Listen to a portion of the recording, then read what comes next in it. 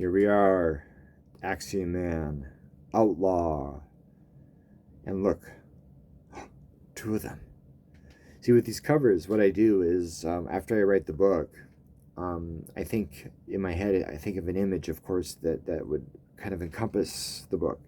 And then I draw it out very roughly on a piece of paper, scan the computer, and I send it over to Justin and say, this is the cover.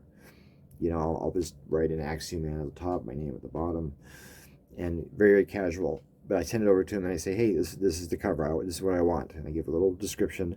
Here's a visual of where I want the characters to be on the cover. Here's what I want them to be doing.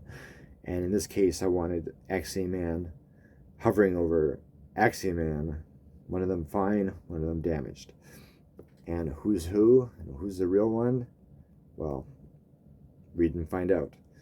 But yeah, Axiom-man, Outlaw. And that's what this one was about the city turning on him.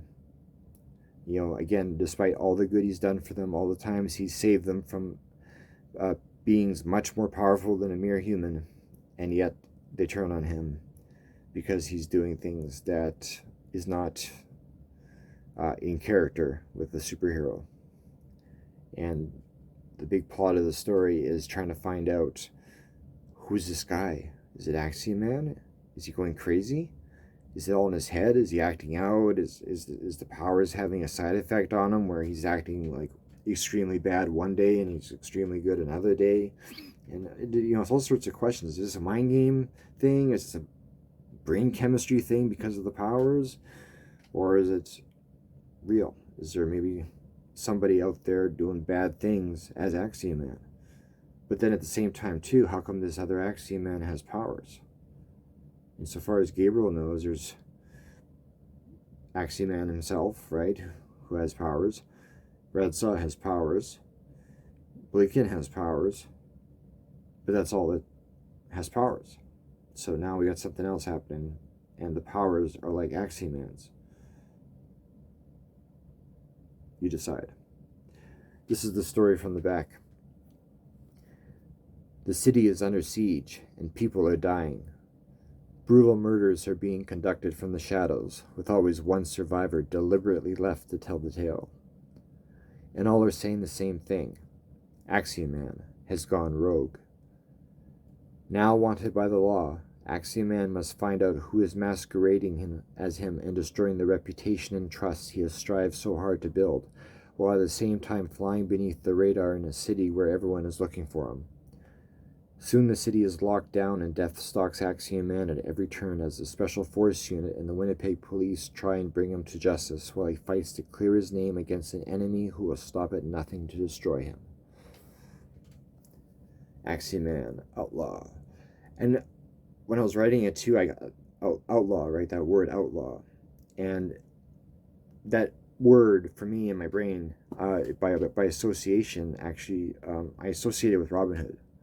Robin Hood's an outlaw, right? He does, you know, in the story, he does good things for the poor, but he does it by breaking the law, and hence has become an outlaw and a bandit. And well, we all know Robin Hood's story, and it's one of my favorite stories too, just as a side note. But so I tried to put a little bit of Robin Hood influence in here, in regards to the outlawish part of the story. But again, no rip-offs, no plagiarism, nothing like that. But just again, like little nods of the head. Of how an outlaw would have to live. I mean, if you're, you know, even going into stuff like Harrison Ford in The Fugitive, how do you live if you're an outlaw? What do you do? How do you stay below the radar when everyone's looking for you? How do you blend in? What do you do? In Axiom-man's case, is his secret identity enough? We could only hope so. But again, there's only one way to find out, and that is to read and find out.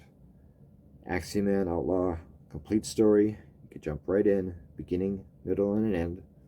And as stated before in other Spotlight episodes, if you want the whole story of the Axiom-man saga, then go back to the beginning and read the first book, Axiom-man.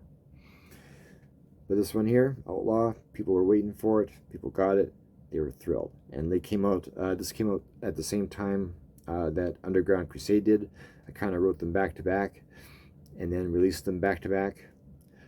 And I just, yeah, people enjoy it, and it was a fun story to do. And again, it all plays into what's coming up in the Axiom-man saga. There you go.